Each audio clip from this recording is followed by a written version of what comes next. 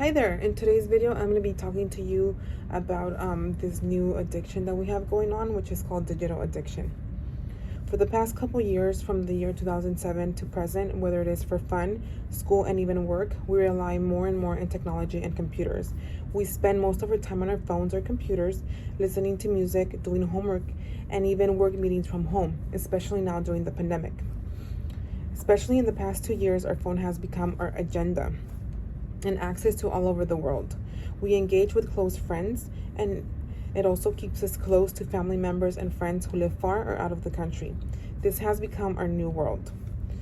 Our kids are doing homework and classes, and doctors are doing appointments virtually as well. Not only has it helped staying in touch, but it also, in the event of an emergency, it can help save a life from a dangerous situation.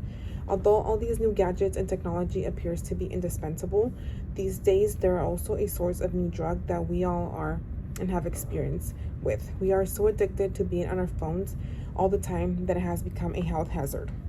What is an addiction? So, according to a definition obtained from Google search, the fact or condition of being addicted to a particular substance, thing, or activity. We all are guilty of being addicted to using technology. According to research, more than 2 million people own a smartphone, iPad, or computer. We check our phones about 85 times a day, which means that we use our phones or gadgets most of the day. This addiction has caused health and mental problems among all ages, but especially targeting kids and teenagers. What are the symptoms of digital addiction? How do you know if you have it?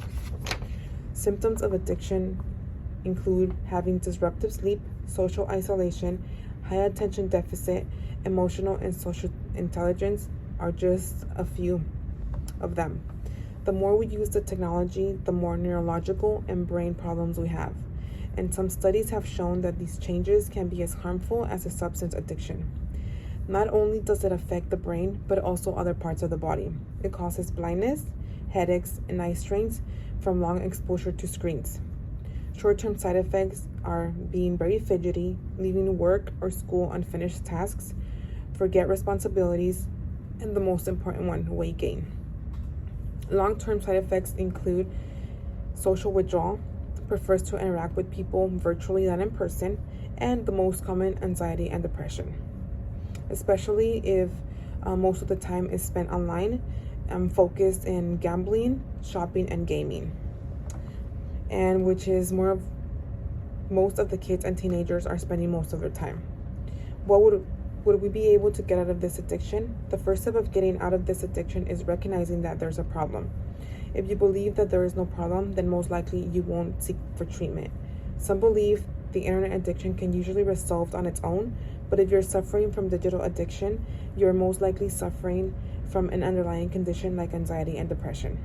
Studies show that if you have treatment for anxiety and depression, usually the addiction may be resolved with an antidepressive and anti-anxiety medication. These have an intense effect on the amount spent, and in some cases, it can significantly drop from going from 35 hours a week to an averaging of 16 hours per week. What kind of therapy is recommended? Some of the most common psychological treatments recommended include group or individual therapy. Like mentioned before, acknowledging that there's a problem is the first step in making therapy effective. Behavior modification and CBT, which is cognitive behavioral therapy. Art and recreational therapy. These are just some of the options available in seeking therapy, but honestly, we don't really know what to expect, to what extent these will be helpful to see a difference. In conclusion, this new digital era is here to stay, not going anywhere anytime soon. It has advanced and pushed us to see how technology and internet have become a real thing. Some researchers stated that they are not sure if this new addiction, or rather a symptom of an underlying condition. Although we use technology everywhere nowadays, it just seems like we can't be without it. We are hooked onto it. Everything is online based. Doctor's appointments, school meetings, ordering food, and even turning on and off the TV with an app on the phone. We can pretty much do everything from our phones, iPad, or any other electronic devices.